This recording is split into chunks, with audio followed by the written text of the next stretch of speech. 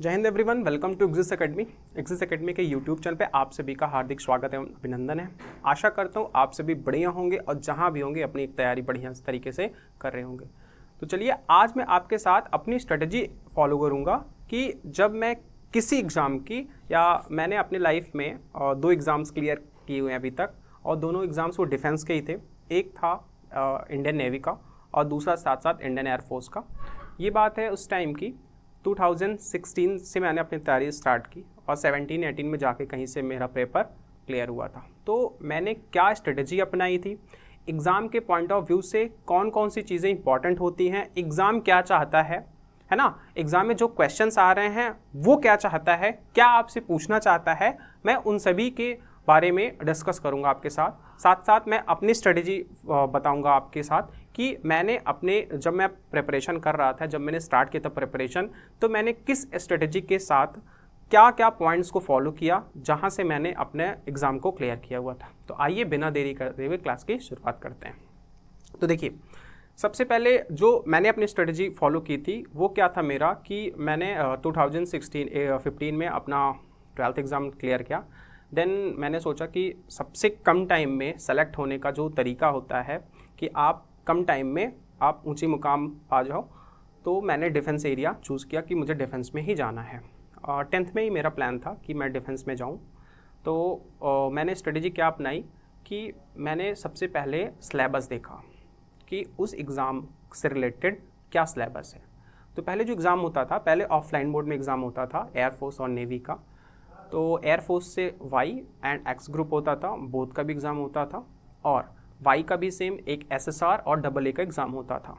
अभी क्या हुआ है, अभी ऑनलाइन कंडक्ट हो रहा है एग्ज़ाम अग्निवीर के थ्रू, ठीक है।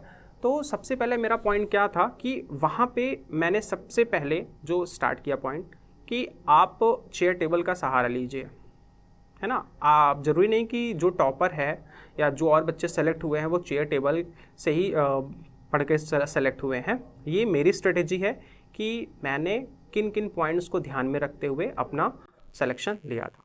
तो शुरू करते हैं। तो सबसे पहले आपका काम क्या होना चाहिए, सिलेबस बनाना। उस एग्ज़ाम में क्या सिलेबस आ रहा है और एग्ज़ाम में सिलेबस से रिगार्डिंग क्या चीज़ें पूछी जाएंगी, ये आपको पता होना चाहिए। तो मेरा पहला पॉइंट क्या हुआ, सिलेबस। ठीक है, आपने सिलेबस की क्या बनानी, लिस्ट बना ली। ठीक है, सिलेबस की आपने लिस्ट बना ली और जहाँ भी आप पढ़ाई करो, ठीक है, उसके सामने आप चिपका दो। मतलब जहाँ पे आपने चेयर टेबल लगाई है वहाँ पे मैंने क्या किया, एक लिस्ट बना के चिपका दी।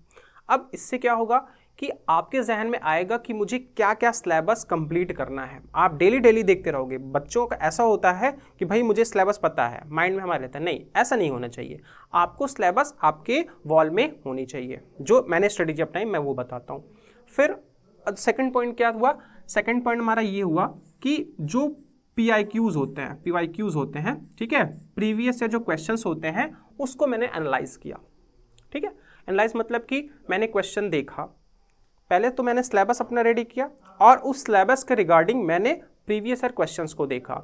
उन क्वेश्चंस को देखते हुए मैंने ये एनालाइज किया कि हमें सिर्फ उतना पढ़ने की आवश्यकता है जितना एग्जाम पूछ रहा है। अब बहुत से बच्चे ऐसे होते हैं PhD करने लगते हैं। भैया PhD नहीं करना है, आप एयरफोर्स और नेवी का एग्जाम दे के आ रहे हो, उसमें आपकी प्रिपरेशन करनी है। आप जस्ट अभी 12th पास आउट करके आए हो, ठीक है। अब 12th पास आउट में आपको PhD नहीं करनी है, आपको सिर्फ इतना सा सिलेबस कंप्लीट करना है।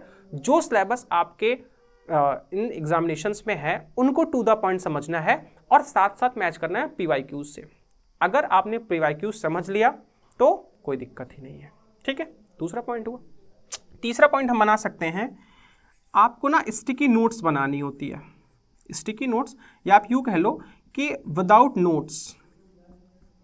नोट्स मेरे हिसाब से कभी मैंने ऐसे प्रिपरेशन नहीं की। मैंने अगर कुछ भी पढ़ा तो मैंने उसको टू द पॉइंट पढ़ा।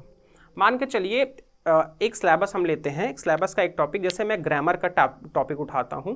मैंने नाउन को स्टार्ट किया, ठीक है। अब नाउन को स्टार्ट किया तो कैसे स्टार्ट किया ये मैं बताता हूँ। मान के चलो कि पूरा का पूरा नाउन टॉपिक मैंने कंप्लीट किया, ठीक है। मुझे 5 दिन लगे, अच्छे से एकदम मैंने कंप्लीट किया।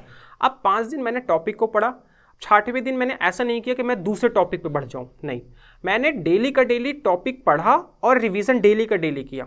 ये एक स्टूडेंट के अंदर होना चाहिए कि आप जितना भी टॉपिक पढ़ रहे हो उतना डेली का डेली आप क्या करो, रिवीजन करो। रिवीजन इज अ की ऑफ सक्सेस, ठीक है। जितना आप रिवीजन करोगे, जितना आप प्रैक्टिस करोगे, उतना माइंड हमारा क्लियर और शार्प होता रहेगा, ठीक है। फिर छठवें दिन आप क्या करो, उस जितना आपने टॉपिक को कंप्लीट किया है उसको आपने क्या करो, एक टेस्ट दे डालो, ठीक है। रिवीजन तो आपने साथ साथ किया, पढ़ाई भी आपने की, रिवीजन किया, साथ साथ आप छठवें दिन क्या करो, टेस्ट दे डालो। अब छठवें दिन आपने टेस्ट दे दिया तो जो नेक्स्ट डे होगा उसमें आप एनालाइज करो कि मेरा कितना स्कोर आया है। मैं आपको बताऊं कि मेरी स्ट्रेटेजी जो ऐसे होती है, तो मैं सेम अपनी सारी स्ट्रेटेजी आपके साथ शेयर कर रहा हूं। मैंने ऐसे ही किया कि मैंने डे में बांट दिया कि 5 डेज मैंने अपना सिलेबस चलाया, ठीक है। 6 डे मैंने अपना रिवीजन जो मैंने किया था उसका मैंने टेस्ट दे दिया, और 7th डे मैंने क्या किया, जितना मैंने पढ़ा था, ठीक है, जितना मैंने पढ़ा था, और छठवें दिन जो मैंने टेस्ट दिया उसका एनालाइज किया कि मेरा कौन कौन सा पोर्शन सही है, कौन कौन सा पोर्शन गलत है, और जो गलत है उसकी मैं एक अलग से नोट्स बनाया कि मेरा ये क्वेश्चन गलत है और किस टॉपिक का क्वेश्चन है, किस पॉइंट का क्वेश्चन है, वो मैंने यहां पर डिस्कस किया, ठीक है। 2016, 17, 18 में मोबाइल तो था लेकिन नेट इतना इफराद नहीं था, है ना, ब्रॉड तरीके से नहीं था जैसे आज है। आप डेली 1 GB यूज़ कर रहे हो, 2 GB, 3 GB अनलिमिटेड यूज़ कर रहे हो, है ना, तो वाईफाई भी हो गया है। पहले ऐसा नहीं होता था। मुझे याद है कि मैं 5 रुपये का आता था पहले, वो कार्ड आता था, ठीक है। पहले उतना तो हालांकि नेट का सहारा नहीं था, कोई चीज़ इतनी दिक्कत नहीं थी कि नेट के सहारे से बिना नहीं हो सकती है, बिना उसके सहारे से मैं कर लूँगा सारी चीज़। हाँ, बुक में इतना ही सिलेबस होता था जितना आप कर सको। आज भी है कि आप जो भी कुछ तैयारी करते हो मोबाइल से ज़्यादा आप दूरी बना के रखें। इससे क्या होता है ना, हमारा जो डिस्ट्रैक्शन होता है, बच्चे आज के टाइम में कैसे करते हैं, साथ में मोबाइल है, साथ में बुक है, इधर में आपने कॉपी पेन चल रही है, लिख रहे हैं, कोई नोटिफिकेशन आया, भैया कॉपी पेन रख के हाँ नोटिफिकेशन। ये पढ़ाई की स्ट्रेटेजी नहीं होती है। आप एटलीस्ट 5 to 6 आवर्स किसी भी एग्जाम की तैयारी के लिए आपको देना ही देना है, ठीक है। तो मेरी स्ट्रेटेजी कुछ इस प्रकार से थी। फिर मैं क्या करता था, फिर मैं टेस्ट देता रहता था, हर हफ्ते मैं टेस्ट देता रहता था, ठीक है। स्कोर आपका कुछ भी आए, पहली चीज़, अभी जो बच्चे तैयारी कर रहे हैं मैं उनसे हाथ जोड़कर रिक्वेस्ट करना चाहूँगा कि आप एग्ज़ाम तैयारी करने से पहले अपना रिजल्ट डिक्लेयर मत कर दीजिए कि मेरा इस बार सिलेक्शन हो जाएगा। भैया अच्छे से पढ़ोगे तभी सिलेक्शन होगा। हर चीज़ें आज के टाइम में इतना कंपटीशन हो गया है कि आपको हर एक पॉइंट टू द पॉइंट आपको पढ़ना है और एक भी पॉइंट स्किप नहीं करना है। मेरा कहने का मतलब यही है कि आपको पॉइंट स्किप नहीं करना है। स्किप किया आपसे अगला बच्चा आगे हो गया, इतना कंपटीशन है आज के टाइम में, ठीक है। तो कुछ स्ट्रेटेजी जो मैंने आपके साथ शेयर की है, इस स्ट्रेटेजी को फॉलो करना है। आपको जो चीज़ें नहीं समझ में आती आप उसे बार बार लिख के तैयारी करो, बार बार, एक बार नहीं आ रही, 2 बार नहीं है, 3 बार नहीं आ रही है। मैं एक इंग्लिश का टॉपिक बताता हूँ, स्पेलिंग आता है एयरफोर्स डिफेंस के एग्जामिनेशन में। स्पेलिंग का जो आता है टॉपिक होता है, वहाँ पर सबसे इंपॉर्टेंट चीज़ क्या होती है ना, बच्चों के माइंड में एक बार स्पेलिंग पढ़ा, सर मुझे लर्न हो गया, भैया बिल्कुल लर्न नहीं होता है वो, ठीक है। वो ऐसा होता है कि आपको मोर एंड मोर प्रैक्टिस करने की जरूरत होती है, और जब आप मोर एंड मोर प्रैक्टिस कर रहे हो तो आपने एक चीज़ यहाँ से सीखने को मिलती है कि मान के चलो कोई स्पेलिंग है, कोई स्पेलिंग आपको 4 ऑप्शन में दे दिया। मैं कैसे करता था मैं आपको बताता हूँ। मान के चलो मुझे 4 स्पेलिंग दे दी गई, तो अगर मैं लिख के उसकी प्रैक्टिस किया हूँ ना, तो वो क्या रहता है, वो लिखने पे आपके माइंड में ऑटोमेटिक घंटी बजाएगी कि भाई लिखने में थोड़ा गलती आ रही है, ठीक है। लिखने में क्या आएगा, रॉन्ग आ जाएगा। अब अगर आपने लिखने में रॉन्ग कर दिया तो आपके अंदर से आवाज आएगी कि एक बार चेक कर लेते हैं अगला ऑप्शन तो नहीं सही है ना। तो मैं बार बार क्यों कहता हूं कि आपको अगेन एंड अगेन लिखकर ही प्रैक्टिस करनी है। कोई भी चीज़ आप तैयारी कर रहे हो तो उसकी नोट्स बनाओ, नोट्स का रिवीजन करो बार बार एंड अगेन, ठीक है। मान के चलो आज आपने तैयारी स्टार्ट की, 6 महीने बाद आपका एग्जाम है। अब उस 6 महीने में आपको आपका सिलेबस टाइम से रिलेटेड हो जाना चाहिए, टू द पॉइंट आपको कवर करना है, फालतू की चीज़ों से हमें बचना है। और दूसरी इंपॉर्टेंट चीज़ क्या होती है कि आपका टाइम से पहले रिवीजन भी कंप्लीट हो जाए। ये नहीं कि आज आपने कोई टॉपिक स्टार्ट किया, ठीक है, टॉपिक स्टार्ट कर दिया, रिवीजन एग्जाम के टाइम करो, नहीं।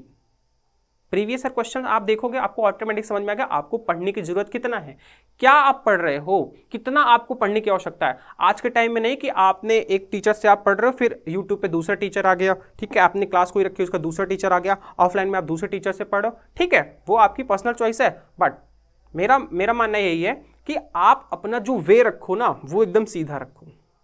इससे क्या होगा, आपको टू द पॉइंट चीज़ें समझ में आएंगी और जल्दी से जल्दी आप क्या करोगे, सिलेक्शन ले लोगे। 2017 और 18 में मैंने अपना एयरफोर्स का और नेवी का मैं फिजिकल से बाहर हुआ था। नेवी रिटर्न तो मेरा क्लियर हुआ था और एयरफोर्स में भी रिटर्न क्लियर हुआ था, तो वहाँ पे मेरिट से मैं बाहर हो गया था। तो ये मेरी कुछ जर्नी थी, तब से मैं आज तक फिर मैं इस एरिया में जुड़ा। मैं कहीं ना कहीं ऑफलाइन ऑनलाइन मैं पढ़ा रहा हूँ और मुझे पढ़ाना मेरी सबसे अच्छी हॉबी लगती है, ठीक है। तो बिना किसी डाउट के आप अपनी स्ट्रेटेजी आप खुद से बना सकते हो, क्या क्या चीज़ें आपको रिक्वायर हैं आप उनके साथ स्टार्ट कीजिए। चेयर टेबल का सहारा जरूर लीजिए और मोबाइल से बचिए। मोबाइल से आप जितना दूर रहोगे उतना ही आपके लिए फ्यूचर के लिए अच्छा होगा। तब तक के लिए अपना ध्यान रखिए। जय Hind, Vande Mataram, all the best.